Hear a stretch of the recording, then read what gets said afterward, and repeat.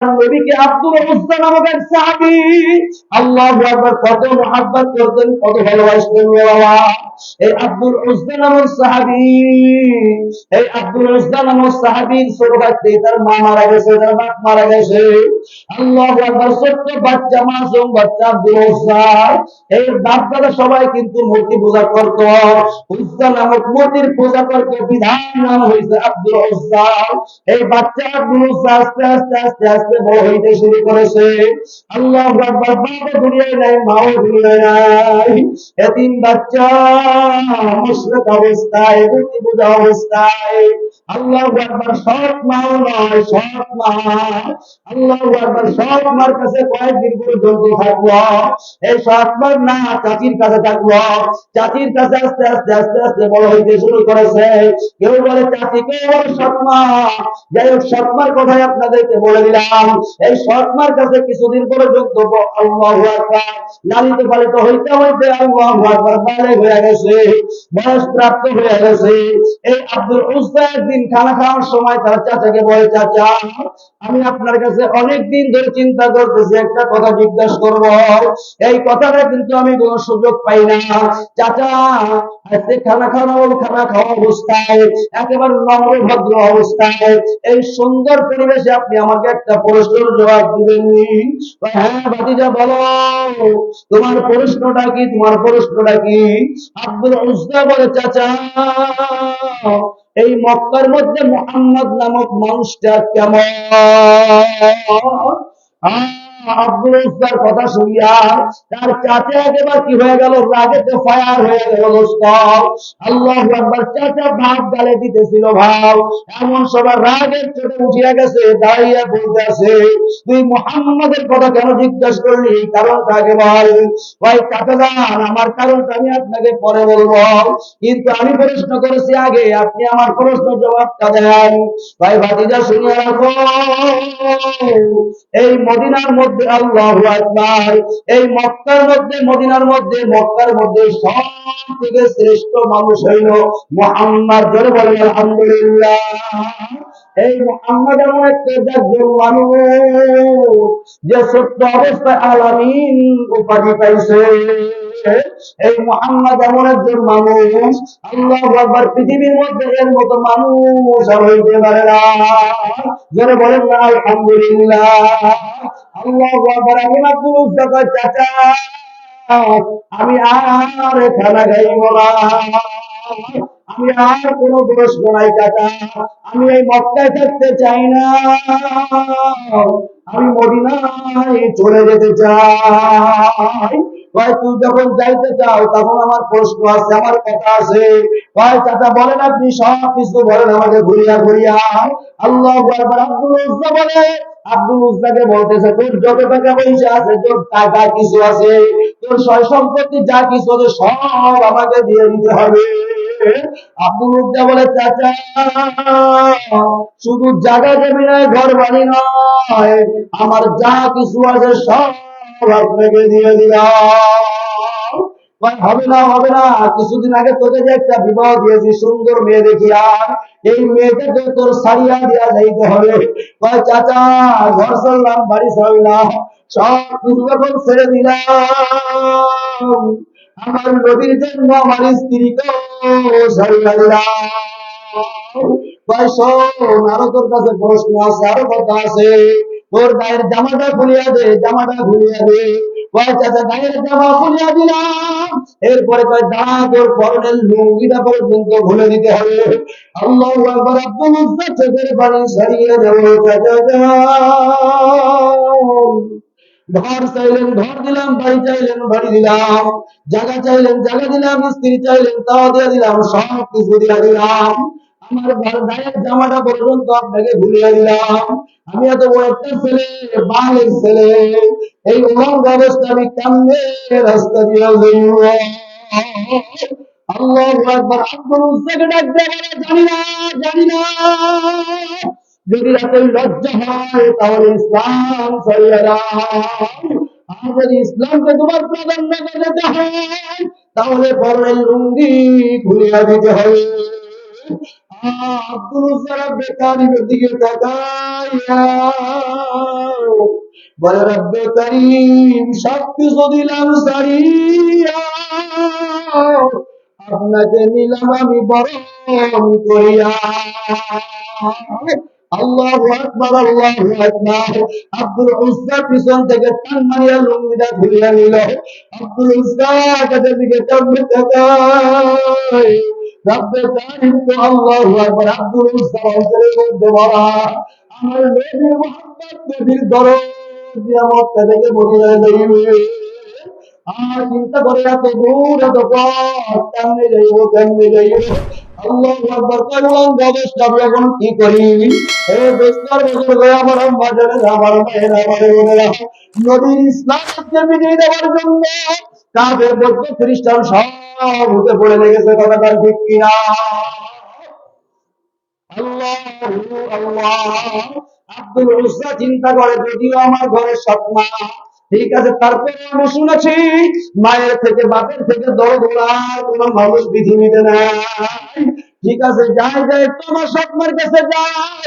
আল্লাহু আকবার। সৎমার কাছে হাত দিতে এইভাবে লজ্জা স্থান ঢাকিয়া মাথাটা নিচের দিকে দিয়া যাইতে যাইতে যাইতে যাইতে সৎমার ঘরের সামনে যাইয়া দাঁড়াইল। আল্লাহু আকবার। জান্নাত দিয়ে ডাক দেয় আম্মা। আব্বা বলে ডাক দেওয়ার সঙ্গে সঙ্গে আল্লাহু আকবার বড় ছেলে বালের ছেলের অবস্থা দেখি আমার চোখ দুটা বন্ধ করে ফেলাইল। তাই আব্দুল উজ্জাদের অবস্থাকে ভাই আম্মা যান আমার চাচা আমার সামনে এমন ব্যবহার করেছে। আমি নবী আমি আমার চাচার কথা জিজ্ঞাসা করেছি নবী মুহাম্মদ কেমন মানুষ। বলেছে পৃথিবীর শ্রেষ্ঠ মানুষ। আমি এই পৃথিবীর শ্রেষ্ঠ মানুষের জন্য পাগল হয়ে গেছি।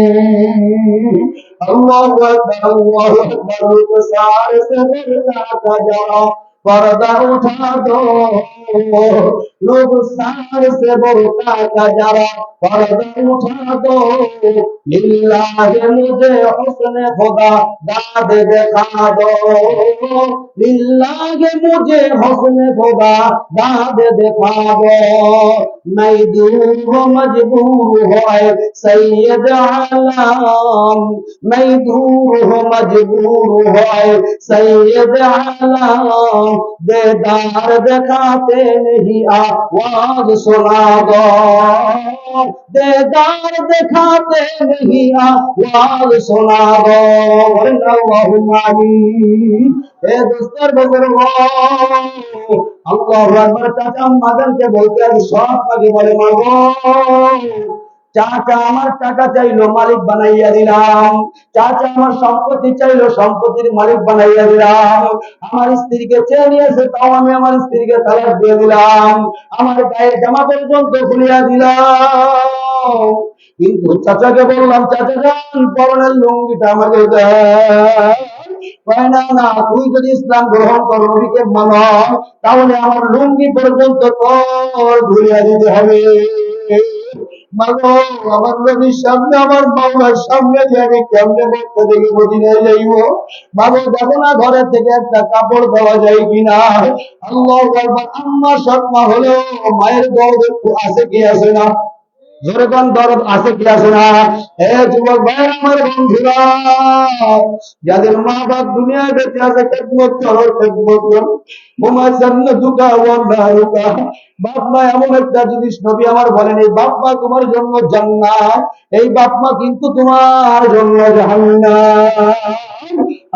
বাপ মাকে খেদমত করা দরকার জান্নাত কামাই করা দরকার কথা ঠিক কিনা। আল্লাহু আকবার আল্লাহু আকবার। এই সৎ মা ঘরের থেকে একটা কম্বল টান মারিয়া ফেলাইয়া দিল। এই কম্বলটা কোন মতে আল্লাহু আকবার গায়ের সঙ্গে পেছাইয়া আল্লাহু আকবার। মুফাসসিরিন ইকরাম বলে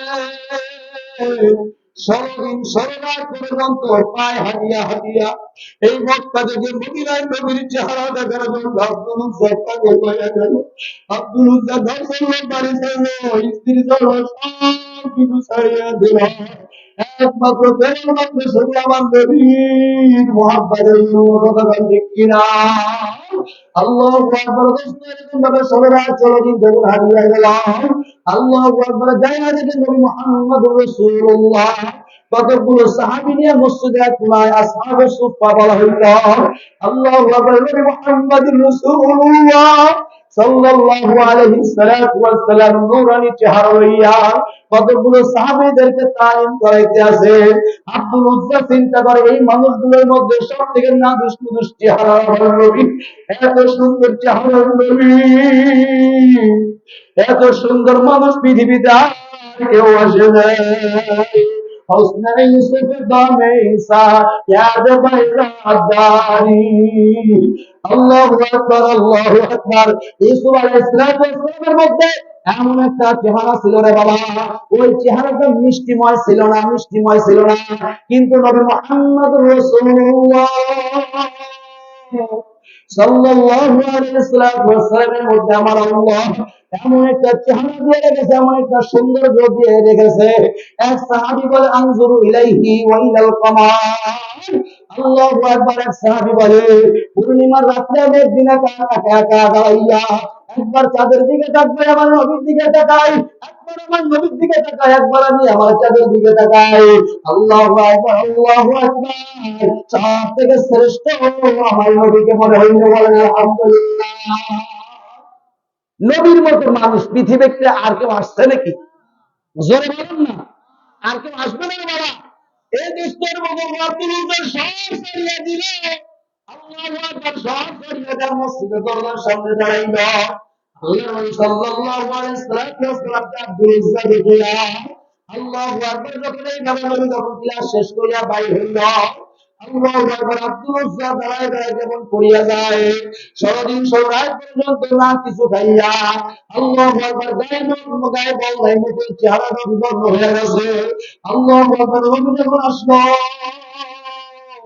নবীকে বলতেছে ইয়া রাসূলুল্লাহ ইয়া হাবিবাল্লাহ, আমি অমুক জায়গা থেকে আমি আপনার চেহারা দর্শনের জন্য এসেছি, আপনার মায়ায় আমার জমিজাতি ঘর বাড়ি সব কিছু বিসর্জন দিয়ে আমি আপনার এখানে চলে এসেছি। এ নবী, আমার পাও নাই বাবু নাই, আমার মা নাই বাবু নাই, এই দুনিয়ার মধ্যে আমার আল্লাহ আপনি ছাড়া আমার কেউ নেই। ভাই তোমার হাতের দিকে তাকাইয়া দেখে আল্লাহু আকবার, শুকাইয়া গেছে। পায়ের দিকে তাকাইয়া দেখে বালুর মধ্যে চলতে চলতে পা ঠোস লাগিয়ে গেছে, মুখটা যেমন লাগিয়ে গেছে, আল্লাহু আকবার, পেটটা সেটটা হয়ে গেছে। নবী মুহাম্মদ রাসূলুল্লাহ যখন মসজিদের মধ্যে ডাক দিয়া নিল, আল্লাহু আকবার, তোমার জায়গা ওই আসহাবে সুফফার মধ্যে এখনো হয় নাই, তোমার জায়গা আমি নবীর কলিজায়। বলেন আল্লাহুম্মা আমিন। এই বলে আব্দুল উজ্জা নবী মুহাম্মদ দাঁড়িয়ে বললে, আল্লাহু আকবার, গায়ে কোনো কাপড় নাই, কয় তোমার এমন অবস্থা কয়, ইয়া রাসূলুল্লাহ ইয়া হাবিবাল্লাহ, আমি যখন আপনার কথা বলেছি আমার চাচা সত্য সাক্ষী দিয়েছে, আমি ঘর ছেড়েছি, বাড়ি ছেড়েছি, স্ত্রী ছেড়েছি, আমি সব কিছু ছেড়ে দিয়েছি, শেষ পর্যন্ত আমাকে বলে তোর কাপড়টা পর্যন্ত খুলে দিয়ে যাও। আমি আমার কাপড় পর্যন্ত খুলে দিয়ে এসেছি রাসূল। ইয়া রাসূলুল্লাহ ইয়া হাবিবাল্লাহ, আপনি ছাড়া আমার পৃথিবীতে আর কেউ নাই। নবী মুহাম্মদ রাসূলুল্লাহ সাল্লাল্লাহু আলাইহি ওয়াসাল্লাম আসহাবে সুফফার সাহাবীদেরকে ডাক দিয়া বলে, সাহাবায়ে কেরাম এদিকে আসো, আর একটা বেশি চাদর আছে, দাও দাও দাও, এই ব্যক্তির জন্য তোমার চাদরটা ভরাইয়া দাও। আমার বলতে কার গায়ে একটা জামা বেশি আছে, কার একটা জামা আছে। আল্লাহু আকবার। নবী মুহাম্মদ রাসূলুল্লাহর কথা শুনিয়া সাহাবায়ে কেরাম একটা জামা এনে ভরাইয়া দিল। আমার বলতে কার কাছে কসু কুসুম না রুটি বা খাজুর আছে। আল্লাহু আকবার। নবী বলে আনো আনো, ওই খাজুরগুলো আমার হাতে ধরিয়ে দাও, আমার কাছে দাও। আল্লাহু আকবার। রুটি দেওয়া লাগবে, আল্লাহু আকবার, খাজুর দেওয়া লাগবে। বলে ইয়া রাসূলুল্লাহ ইয়া হাবিবাল্লাহ, চাদর শেষের সাহাবীর কাছে সেই সাহাবী চাদর পরিয়ে দিল। ইয়া রাসূলুল্লাহ জামা চাইলে জামাটা তার গায়ে সাহাবী পরাইয়া দিল।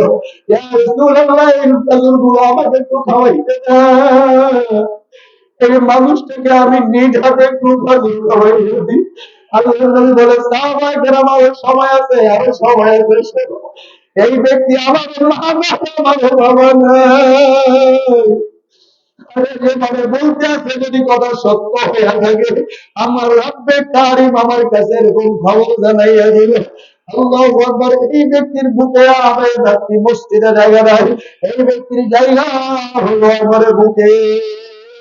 এই ব্যক্তিকে প্রথমে আমি নিজে খাবার খাওয়াইয়া দিই। নবী মুহাম্মদ রাসূলুল্লাহ সাল্লাল্লাহু আলাইহি ওয়াসাল্লাম খাজুর গুলো আব্দুল উজ্জা টাকা করে খাজুর খাওয়াইয়া দিই। সমস্ত সাহাবায়ে চিন্তা করলেন, এতদিন পর্যন্ত সাহাবীর নবীর কাছে থাকিয়া এত বড় মর্যাদা পূর্ণ হইতে পারছি কিনা আল্লাহ তাআলাই বলেন। এ দোস্ত ঘটনা অনেক সময় গেল সংক্ষিপ্ত। আল্লাহু আকবার। আব্দুল উজ্জারের কাজকর্ম দেখিয়া কয়েকদিন পরে যুদ্ধের দামামা বাজিয়া গেল। এ দোস্ত শুনিয়া রাখো, জীবন শুনিয়া রাখো, আজকে ইসলামকে মিটিয়ে দেওয়ার জন্য সবাই ষড়যন্ত্র করতেছে। এই দেশটা ভারত পর্যন্ত ইসলাম নামক সংগঠন তৈরি করেছে, আমেরিকা পর্যন্ত মুসলমানদের শত্রুতা করতেছে। এই দেশের মধ্যে অনেক বিধর্মী মানুষ আছে, অনেক নাস্তিক আছে, অনেক বেঈমান আছে, ইসলামেরা চায় না। কথা বল ঠিক কিনা? আমি আপনাদের বলতে চাই, আল্লাহ তাআলা বলেন, ওয়াতাসিমু বিহাবলিল্লাহি জামিআন ওয়া লা তাফাররাকু। কোন দল জানতে চাই না, মানতে চাই না, আমলিক বলেন, বিএনপি বলেন, জাতীয় পার্টি বলেন, আল্লাহ ইবাদত বলেন, চরমনাই বলেন, যা কিছু বলেন, যদি এক মসজিদের রব্বে কারিমের কুদরতিকে শ্রদ্ধা করতে চান, যদি নবী মুহাম্মদুর রাসূলুল্লাহ ইসলাম টিকাইতে চান, যদি আল্লাহ তাআলার কোরআন হুকুম জমিনে বাস্তবায়ন করতে চান, আল্লাহ তাআলার নবীর দাঁত ভাঙা দ্বীনের যদি আপনারা কদর করতে চান, সব দাড়িওয়ালা টুপিওয়ালাদেরকে এক প্ল্যাটফর্মে এসে এক সঙ্গে মিলেমিশে কাজ করতে চাই কি চাই না? সবাই হাত তুলে দেখা যাবে, চাই কি চাই না? আল্লাহু আকবার। আল্লাহ তাআলা বিশেষ করে আমরা কম হই, মানুষ বেশি হই। এক জায়গায় এক টুপিওয়ালা, এক দাড়িওয়ালা, এক কোরআনওয়ালা, এক হাদিসওয়ালা, এক নবীওয়ালা আমাদের মধ্যে আগে মিলেমিশে থাকা তৌফিক দান করে সকলে বলি আমিন। এই দোস্ত কয়েকদিন পরে আল্লাহু আকবার যুদ্ধের দামামা বাজিয়ে গেল। নবী মুহাম্মদ রাসূলুল্লাহ সাল্লাল্লাহু আলাইহি ওয়াসাল্লামের কাছে এসে বলতেছে, ইয়া রাসূলুল্লাহ, ইয়া হাবিবাল্লাহ, আমি যুদ্ধের ময়দানে যেতে চাই। আব্দুল উজ্জাকে বলতে, তুমি যুদ্ধের ময়দানে যাবে? হ্যাঁ, আমি যুদ্ধের ময়দানে যেতে চাই। কয় যাও যাও, হ্যাঁ, একটা কাগজ নাই, একটা কোন গাছের ছাল নিয়ে আসো। আল্লাহু আকবার। নবী মুহাম্মদ রাসূলুল্লাহ এই ছালের মধ্যে একটা দোয়া লিখিয়া তার হাতে বাঁধিয়া দিল, আর বলতেছে, আব্দুল উজ্জা শুনিয়া রাখো, তোমাকে আমার রব্বে কারিম কবুল করে নিয়েছে। আমার রব্বে কারিম তোমার রক্তকে যুদ্ধের ময়দানে হারাম করিয়া দিয়েছে। বলেন না আমিন। ইয়া রাসূলুল্লাহ, তাহলে আমি যুদ্ধের ময়দানে যেতে পারবো না। তাই না, না, তোমার যুদ্ধের যে ফজিলত আছে, যদি তুমি ঘরের মধ্যে মারা যাও, যদি তুমি জ্বর হয়ে মারা যাও, তাও আল্লাহর নবী এবং আল্লাহর পক্ষ থেকে তোমাকে এই যুদ্ধের মর্যাদা দেওয়া হবে। বলেন আমিন।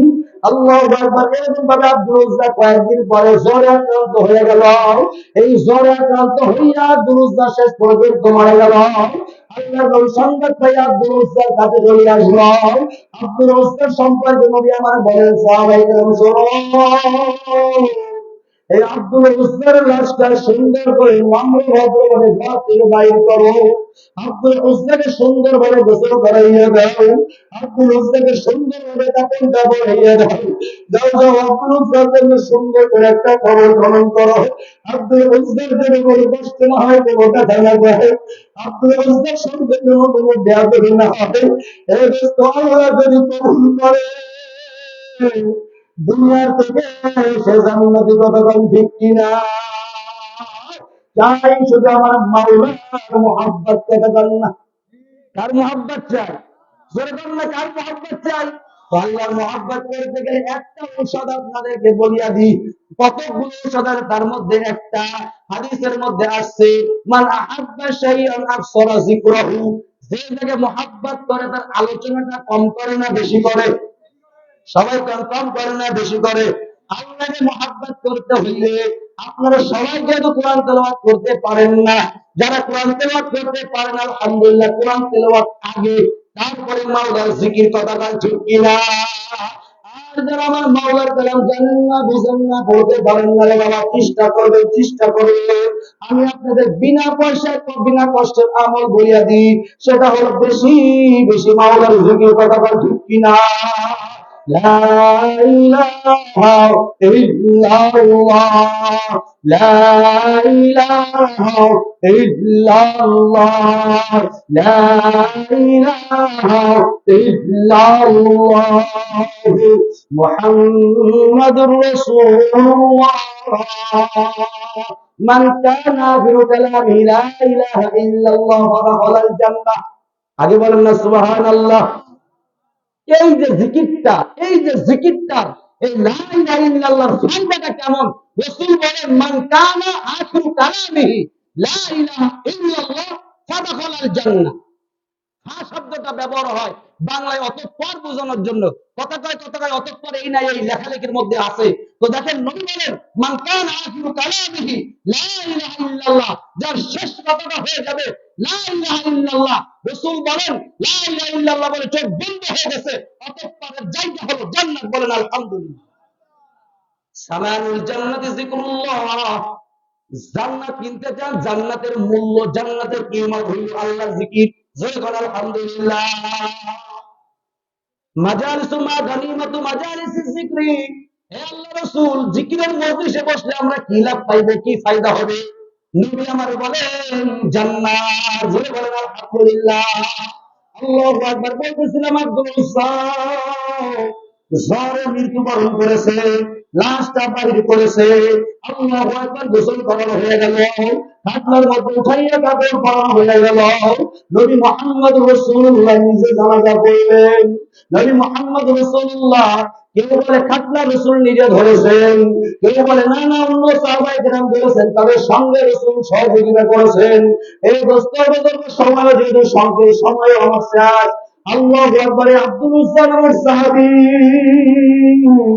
আল্লাহু আকবার কবরের পাশে যাইয়া যখন